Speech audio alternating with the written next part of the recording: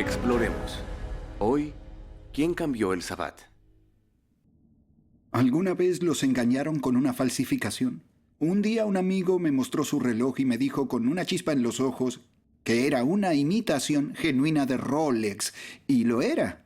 Lo había comprado en Singapur en un mercado por cerca de $20. Tenía la caja de un Rolex, parecía un Rolex, pero no era un Rolex. Era una imitación. Seguro que ya tiene otro. Supongo que es divertido, pero no tanto si uno pagó $1000 por él pensando que era genuino. ¿Cómo debe sentirse Dios porque su marca, el Sabbat, se falsificó? En esta historia épica, el diablo no solo tergiversa el carácter de Dios, sino que también falsifica y distorsiona cada verdad que Dios nos ha dado. Uno espera eso del diablo, ¿no? Es el autor de la confusión. Hay quienes están tan confundidos que deciden que ya no importa en qué creas. Pero sí importa. Dios previó este engaño magistral. Esa es una de las razones por las que nos dio su palabra, la Biblia, para revelarnos cómo es realmente y cuál es la verdad. Dios es amor. Por eso nos revela la falsificación. Acompáñennos a explorar más sobre este intrigante asunto. Gary, ¿por qué ahora la gente respeta el domingo? Es una buena pregunta, pero la Biblia en realidad tiene una respuesta fantástica. Quizás recuerden que cuando Jesús estuvo aquí dijo que estudiáramos el libro de Daniel en Mateo 24. Cuando leemos el libro de Daniel encontramos un capítulo asombroso que de hecho nos muestra que predijo que esto iba a pasar. Daniel capítulo 7. Permíteme leer un versículo para introducirnos en este capítulo. El versículo 3. Y 4 bestias grandes, diferentes una de la otra, subían del mar. Y aquí Daniel ve 4 bestias que salen del mar salobre. Y de esta manera él abre un asombroso capítulo. De hecho, no son bestias comunes, Gary. Tienen características especiales. Permíteme leer en el versículo 4 sobre la primera. La primera era como león y tenía alas de águila. Yo estaba mirando hasta que sus alas fueron arrancadas, y fue levantada del suelo y se puso enhiesta sobre los pies a manera de hombre. Y le fue dado corazón de hombre. No son bestias normales, no. De hecho, había 3 más. Estaba el oso, que traía tres costillas. Traía 3 costillas y se alzaba de un costado más que del otro. Y la tercera era el leopardo con 4 cabezas, 4 alas. Extraños animales. Y la última, el versículo 7 dice: espantosa y terrible y en gran manera fuerte, era muy diferente. Parece que la cuarta era muy diferente. Daniel, ¿qué representan estas bestias? Bueno, Jeff, la Biblia lo deja muy en claro en el versículo 17. Dice, estas 4 grandes bestias son 4 reyes que se levantarán en la tierra. En realidad estamos hablando de reyes. O reinos, sí. Ajá. Yo supongo que pensándolo bien es como una caricatura que te tomas el periódico de la mañana y ves un león y ves a un león y a un canguro. Sabes que el canguro representa a Australia y el león representa a Gran Bretaña. Y yo creo que la Biblia fue el primer libro en usar animales para representar naciones. De hecho, creo que a Daniel aquí tiene que habérsele ocurrido algo cuando él vio 4 reinos, 4 reyes, porque eso es justamente lo que vemos en Daniel 2. Eso es lo que me encanta de la Biblia. En Daniel 2 tenemos la profecía de la estatua, con los diferentes metales. Y ahora en Daniel 7 presentará lo mismo, pero agregará más información sobre lo que pasará al final de los tiempos. Noten, por ejemplo, que el león de Daniel 7 es análogo a la cabeza de oro de Daniel 2. Que era Babilonia. Que era Babilonia, exacto. Y después la segunda bestia, que era el oso, es análoga al pecho y los brazos de plata, que son los medo-persas. Después llegamos a la tercera, que es el vientre de bronce, que representa, que es análogo El leopardo. al leopardo, sí, con 4 cabezas. Y el último, por supuesto, lo sabemos porque conocemos a Daniel 2, que son las piernas de hierro, análogas a la cuarta bestia, que es la espantosa. Tenemos a Babilonia, Ajá. seguida de los medopersas, seguidos de Grecia, seguida de Roma, Roma.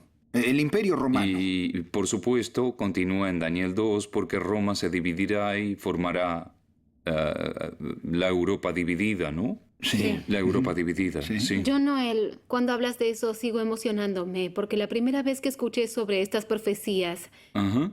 no las creí. Vaya. Y recuerdo particularmente lo de Daniel 2, lo de los metales y el orden de los metales.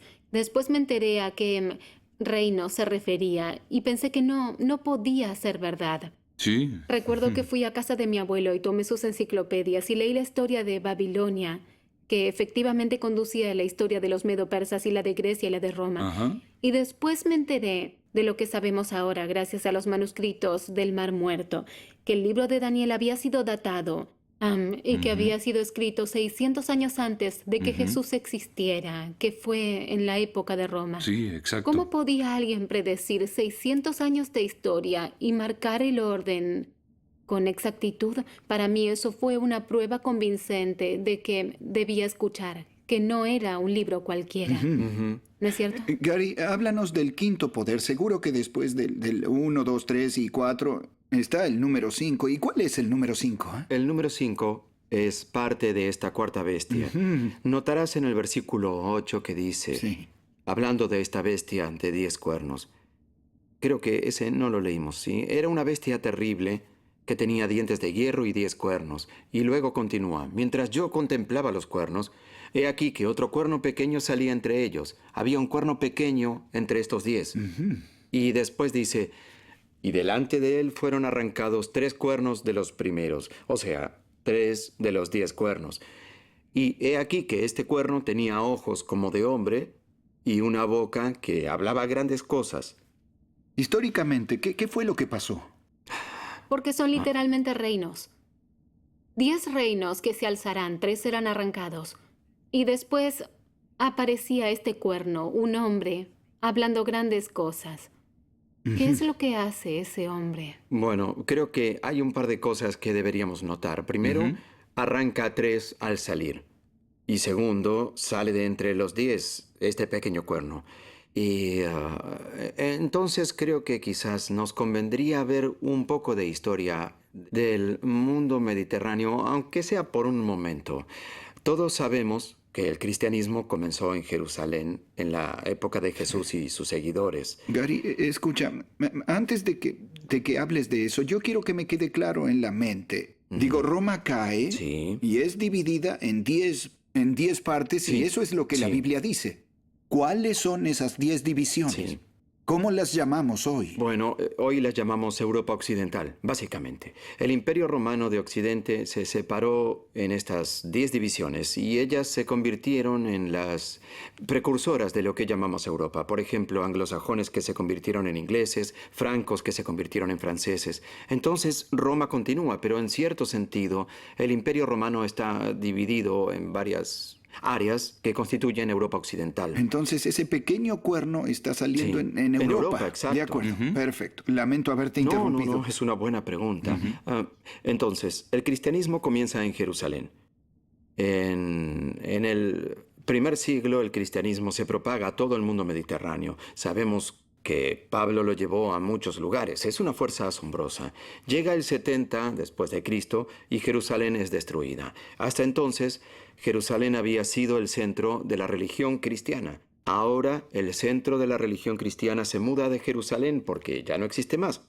Gravita cada vez más y más hacia Roma, a la ciudad de Roma, el corazón del Imperio Romano.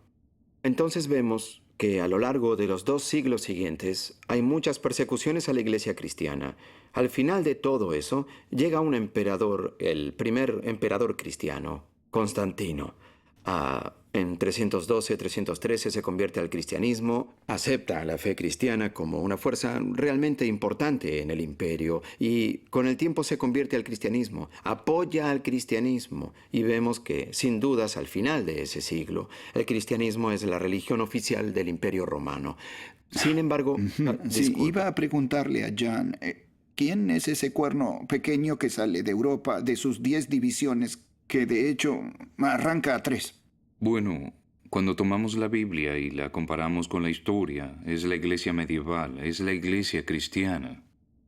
Y de hecho, cuando estudiamos Daniel 7, tenemos varias diferentes marcas identificatorias y indica a la iglesia cristiana. Es una revelación asombrosa, lo ¿verdad? es. Creo que hay otra cosa importante. Rápidamente, cuando rastreas un poco más de la historia de la Iglesia cristiana y de Europa, ves que los obispos de Roma estaban complicados, porque 3 de esos poderes, los ostrogodos, los érulos y los vándalos, dominaron esa parte de Europa por un tiempo. Fue difícil para los obispos de Roma.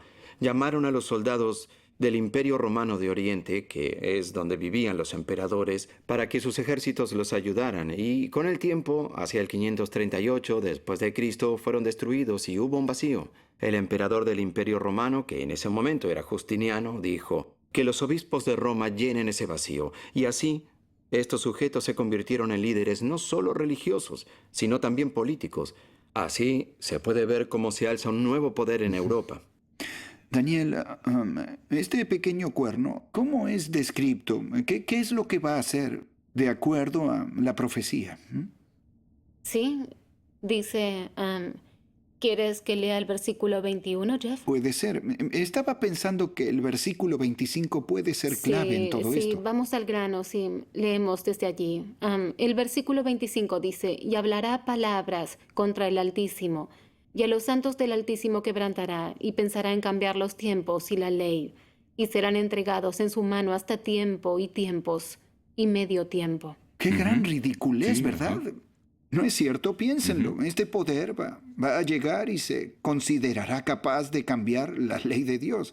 Nada menos que la ley de Dios. No puede ser Jesús porque todos recordamos lo que Jesús dijo en las Beatitudes, ¿no? En el Sermón del Monte, él dijo, no piensen que vine a destruir la ley, vine a enseñarla, a exaltarla. Ni una jota, ni una tilde pasará de la ley. Es decir, este poder no es Jesús, es lo opuesto a Jesús. Parece que una vez más estamos en esta gran controversia, esta gran guerra que se está librando. Es un ataque del Sí. enemigo directamente a la ley de Dios. Es algo muy grave. Bien, John, cuéntanos un poco sobre este asunto o este plan de cambiar el tiempo y de cambiar la ley. Estamos hablando del Sabbat. Porque hoy sabemos que el verdadero día de adoración ya no es más el séptimo día, como la Biblia nos enseña. La mayoría de los cristianos respetan el domingo. Entonces hubo un cambio de tiempo y el Sabbat se movió del sábado al domingo. Permíteme retroceder un momento. Algunos de nuestros televidentes quizá no entiendan que el único de los 10 mandamientos que habla del tiempo es el cuarto. Ujú. Es el cuarto mandamiento. Exacto. Digo, ninguno de los 10 mandamientos, excepto el número 4 que dice que nos acordemos del séptimo día para santificar los 6 días. Sí, exacto. Digo, el séptimo es el Sabbat. Es cierto. El único que habla del tiempo, por lo tanto, se refieren a él cuando se habla de la ley y de los tiempos y la ley. Sí, así es. Pero no solo los tiempos cambiarán, también dice la ley. La ley. Por eso cuando vemos los 10 mandamientos, vemos que el segundo mandamiento se quitó, ¿sí? El que dice que no nos inclinaremos ante las imágenes. Lo que estás diciendo es que no está más en la Biblia, que el segundo mandamiento ha sido quitado. Sí, bueno, yo hablo de la iglesia cristiana. En los libros de enseñanza. Y si vas a catequismo, por ejemplo, ya no ves ese segundo mandamiento. Ha sido quitado, exactamente como Dios predijo a través de Daniel. Ahora tenemos 9, entonces si quitamos el segundo, el 10º ahora fue dividido para compensar el que ya no tenemos. Entonces, efectivamente, es justo lo que Daniel observó en esa visión. El enemigo hizo un trabajo sucio, a través de la iglesia cristiana. Atacó la ley de Dios. Ese cambio del que estás hablando, hace unas semanas, busqué en Internet para verlo y noté lo mismo en el catequismo de Internet. Tiene esa alteración. Exactamente, ¿qué buscaste, Gary? Solo busqué la página, busqué los 10 mandamientos en catequismo y apareció en Internet. Estaba explicado en la página web de la iglesia. Entonces, el segundo mandamiento que habla de las imágenes había sido quitado. Sí, quitado, claro. Y para llegar a 10, dividieron el último mandamiento, como dijo Jean, en 2. No codiciarás la mujer de tu prójimo, no codiciarás los bienes ajenos. Son 2 separados en el catequismo, pero en la Biblia es uno. Y en realidad, hace unos años, yo estaba estudiando la Biblia con una dama que cuando vio eso dijo, vaya, me siento engañada. Pensé que había 10, pero hay solo 9 en el libro de enseñanza con el que había aprendido. Creo que aquí entra todo el tema del que estamos hablando, de la falsificación, porque la gente cree que respeta los 10 mandamientos porque sigue habiendo 10, ¿verdad? Sí, la Biblia dice eso. Pero si no leyeras la Biblia, Sí, así es. nunca te enterarías de que hubo un cambio. Por eso debemos regresar a la Biblia. Para los que realmente amamos a Dios, esta es nuestra brújula, desde la primera hasta la última palabra. Sí. Sí, ahora disculpen un momento. Lo que realmente me emociona es que hasta Pablo habla de eso. Porque estuvimos leyendo el Antiguo Testamento y Daniel lo dice. Pero Pablo dice lo mismo justo aquí en la segunda a Tesalonicenses capítulo 2. Leí los versículos 3 y 4. Escuchen esto, amigos. Dice: nadie os engañe en ninguna manera, porque no vendrá sin que antes venga la apostasía. ¿De qué está hablando? Y se manifieste el hombre de pecado, el hijo de perdición, el cual se opone y se levanta contra todo lo que se llama Dios o es objeto de culto, tanto que se sienta en el templo de Dios como Dios haciéndose pasar por Dios. Aquí mismo Pablo predice la llegada del hombre inicuo, del que intentará hacerse pasar por Dios. Porque eso es el pecado, ¿no? Es contra los mandamientos de Dios, de la ley de Dios. Por eso el hombre pecador. Sí, qué interesante. Bien, es una denuncia muy audaz, ¿no? Pablo dice que va a creerse que es Dios en la tierra. Digo, es una denuncia formidable. Eso es lo que dijo Daniel, de hecho, cuando leímos sobre las grandes cosas que hablaría. De hecho, en el Apocalipsis la profecía continúa, es ampliada. Es cierto. Pero veo que pasa lo mismo en el versículo 7, y no sé si Gary quiere leerlo. Bueno. Dice: Porque ya está en acción el misterio de la iniquidad. Entonces ya empezó, incluso en la época de Pablo, al parecer, ya está en acción.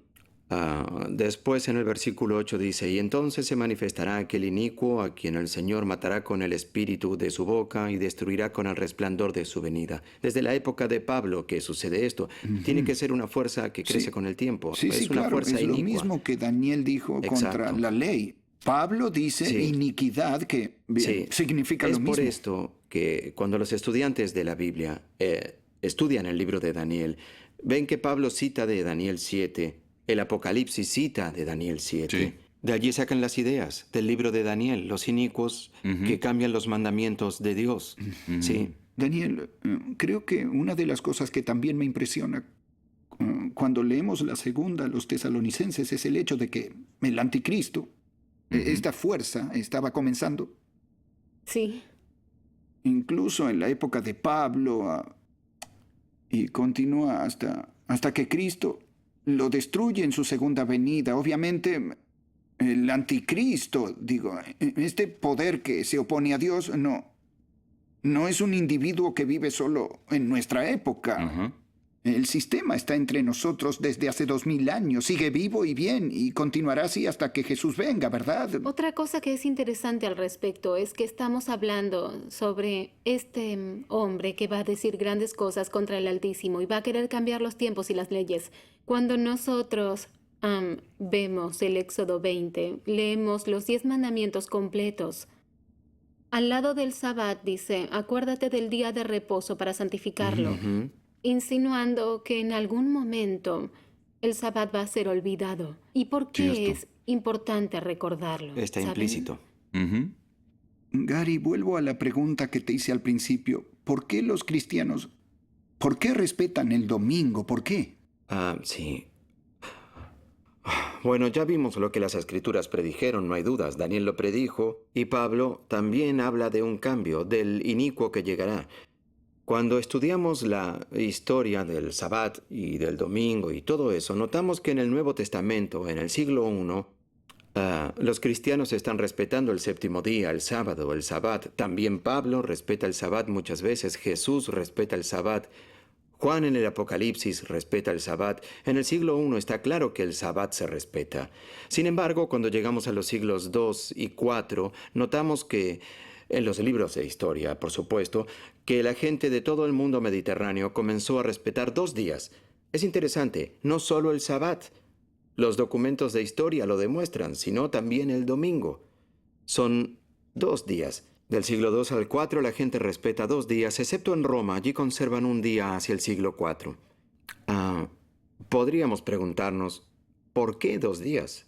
Bueno, la razón de eso es que Roma, en ese momento, era la central de la religión pagana. Hasta el siglo III a IV, desde el 100 hasta el 200, es el corazón del imperio romano pagano. Y esta gente adoraba al dios Sol. Por ejemplo, tenían la religión mitraica que adoraba al sol. Entonces, ¿por qué razón los cristianos agregaron el domingo? Porque ellos sentían que era algo que sus amigos paganos también tenían. Tomaron el día domingo y le agregaron ceremonias cristianas. El Hijo de Dios, el Hijo de la Justicia. Entonces, el domingo comenzó a ser adoptado por los cristianos hasta que llegó Constantino, que, efectivamente, para unir estos imperios, lo que hizo fue ordenar que se conservara el domingo. Jan Noel, regresemos al tema de los domingos. ¿Por qué fue tan fácil para la gente respetar ese día? Creo que Gary dijo algo al respecto. Debido al paganismo de la época, había tensión entre los judíos y el imperio romano. Y los cristianos no querían identificarse con los judíos y empezaron a respetar el domingo. Es una de las razones. Por supuesto que vemos que con el correr del tiempo, al final la iglesia apoyó con su autoridad ese día. Es un punto muy importante, creo, porque hacia los siglos V y VI la Iglesia prohíbe completamente que se celebre el sábado. Y es una tragedia. Sí. Jesús es el Señor del Sabbat. Sí. Y ahora la Iglesia dice que no, que se Claro. tiene que respetar otro día. Creo que este es un punto que debemos dejar en claro. Estamos diciendo que porque una persona respeta el domingo, ¿es una mala persona? ¿Eso es lo que decimos? No. Por supuesto que no. Por supuesto que no. Digo, a mí me criaron respetando el domingo. Me crié en la iglesia presbiteriana. Nunca supe nada de todo esto. Fue toda una sorpresa para mí. No podía creerlo. Porque supongo que en mi familia, como en la mayoría, simplemente hacíamos lo que mis padres me decían que era lo que sus padres les habían dicho a ellos y lo que los padres de ellos les habían dicho, etcétera, hasta el infinito, hasta ese largo tiempo atrás. No sabemos nada de eso, salvo por la historia. Claro. Y hay que decirlo, cuando recién nos desafían a analizarlo, empezamos a entender que algunas de las cosas que aceptamos como tradiciones no son necesariamente bíblicas. Digo, no decimos que la gente es mala gente. Lo que decimos es que cuando Dios impactó en nuestro corazón con la verdad, y creo que a cada televidente que está mirando esto, Dios lo impactó para que lo mirara. No es por accidente, claro. No es por Y accidente. si somos espíritus pasibles Sí, de ser sí. educados, el Espíritu de Dios continuará desde luego educándonos. Absolutamente, Jeff. Yo también siento lo mismo que tú. Crecí en un hogar en el que no se mencionaba a Dios. Mi familia no creía en Dios. Y cuando cumplí 16, empecé a ir a una iglesia bautista y respeté el domingo. Hasta donde yo sabía, si eras cristiana, ibas a la iglesia los domingos y todo eso. Fue recién después de que perdí un bebé que yo empecé a querer saber dónde estaba, qué ocurría, y analicé la iglesia y quise saber sus diferencias. Un hombre con el que trabajaba iba a la iglesia el sábado y le hice preguntas. Sabía que era cristiano, así que le hice preguntas y me pareció extraño porque todos los que yo conocía iban a la iglesia el domingo, no el sábado, pero realmente estudiar y saber por qué las cosas cambiaron. Vaya. Sí. Me parece asombroso que la Biblia lo haya predicho. Sí. No nos toma por Sí, sorpresa. Y esa palabra, acuérdate. Sí, así es. La pregunta que me hago ahora ¿es tan crucial? ¿Va a desaparecer o va a pasar? Creo que lo que podemos decir es que esto es parte de esa gran controversia, esa historia épica de ese conflicto que está teniendo lugar entre Cristo y Satanás. No es solo una guerra cósmica, es más que eso. Esta es una guerra personal. Ujú. Y en este tema de hoy sobre la gran controversia, identificamos al villano y notamos que él, como dijo la Biblia, cambió los tiempos y las leyes. Yo quiero leer un versículo que creo que resuena en nuestros corazones. Está en el libro de Ezequiel, capítulo 20 y versículo 20. Es fácil de recordar. Aquí Dios dice, atención, y santificad mis días de reposo y sean por señal entre mí y vosotros, para que sepáis que yo soy Jehová vuestro Dios. Porque mucha gente me pregunta, ¿por qué me crispa tanto un día? Es todo lo mismo, sábado, domingo, cualquier día.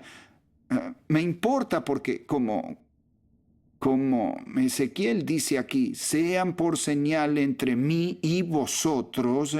Es decir, que Dios está diciendo que el Sabbat es una señal entre Él y yo. Que el Señor es nuestro Dios. Por eso el Sabbat es importante. No es solo una lucha por los días, es como una bandera. Si yo tuviera una bandera nazi flameando fuera de mi casa, ¿podría culpar a alguien por pensar que soy nazi? Puedo negarlo, pero la bandera te dice lo que está en tu corazón. Digo, el Sabbat es la bandera que colgamos para indicar nuestro amor por Jesús. Y recuerden lo que Jesús dijo, si me amáis, guardad mis mandamientos. Y uno de esos mandamientos, como mencionamos hoy, es acuérdate del día de reposo para santificar los 6 días y el Sabbat.